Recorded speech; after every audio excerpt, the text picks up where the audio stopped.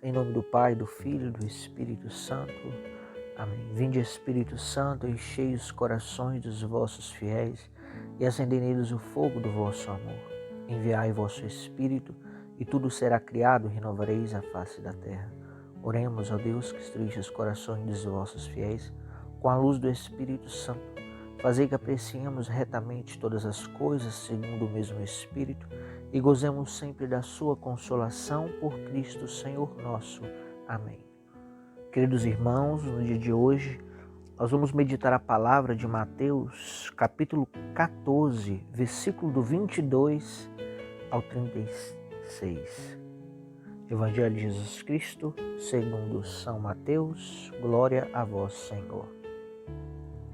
Logo em seguida, Jesus mandou que os discípulos entrassem no barco e fossem adiante dele para o outro lado do mar. Enquanto ele despedira as multidões, depois de despedi-las, subiu a montanha a sós para orar. Anoiteceu e Jesus continuava lá sozinho. O barco, entretanto, já longe da terra, era atormentado pela onda, pois o vento era contrário. Das últimas horas da noite, Jesus veio até os discípulos andando sobre o mar. Quando os discípulos viram andando sobre o mar, ficaram apavorados e disseram: "É um fantasma", e gritaram de medo. Mas Jesus logo lhes falou: "Coragem, sou eu, não tenhas medo." Então Pedro lhe disse: "Senhor, se és tu, manda-me ir ao teu encontro, caminhando sobre a água." Ele respondeu: "Vem." Pedro desceu do barco e começou a andar sobre a água, em direção a Jesus. Mas sentindo o vento, ficou com medo e, começando a afundar, gritou: "Jesus, salva-me."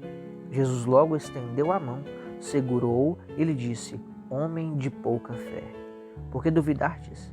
Assim que subiram no barco e o vento cessou, os que estavam no barco ajoelhavam-se diante dele, dizendo: "Verdadeiramente tu és o Filho de Deus." Após a travessia, portanto, em Genezaré, os habitantes daquela região reconheceram Jesus e espalharam a notícia por toda a região.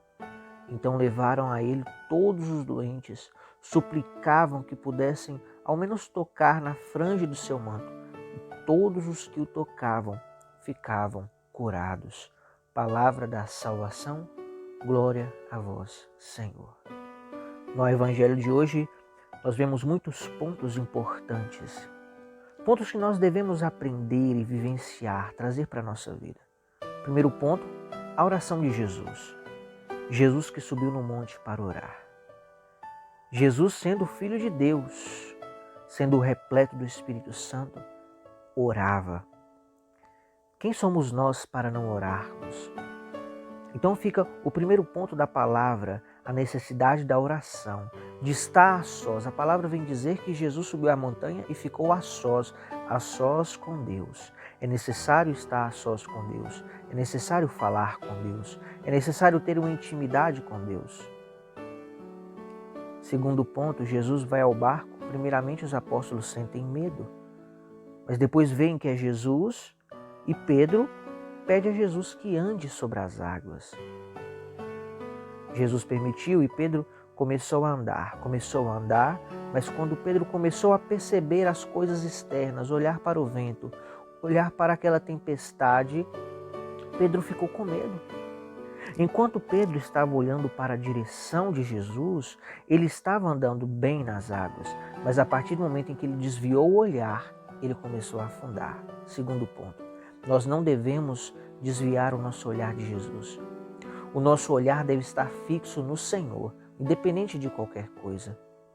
Terceiro ponto, Pedro faltou com a fé. Hebreus capítulo 11, versículo 1 vem dizer que a fé é acreditar nas coisas que não se veem. A fé é um dom de Deus, um dom que Deus nos deu no nosso batismo. A fé é uma graça que Deus nos dá. E a palavra diz que se nós tivermos fé do tamanho de uma semente de mostarda, diremos: a montanha vai e ela vai, vem e ela vem. Aí nós vemos o poder da fé que nos faz andar sobre as águas. Pedro vacilou na fé, por isso ele começou a afundar. Quantas vezes nós não começamos a afundar na nossa vida diante dos nossos problemas, dificuldades, diante das lutas que nós temos que enfrentar no dia a dia, nós começamos a afundar, a vacilar. Por quê? Porque nós faltamos com a fé. Quando nós temos fé, nós estamos fortes, nós estamos firmes. Então, se você quer permanecer firme no Senhor, tenha fé. Ore, esteja na presença de Deus, mantenha os olhos fixos no Senhor e aqui está a nossa vitória. Quarto ponto, versículo 34, 36, a palavra vem nos mostrar que Jesus atendia a todos e a todos aqueles que clamavam, recebia a cura e recebia o milagre, recebia o desejo do seu coração.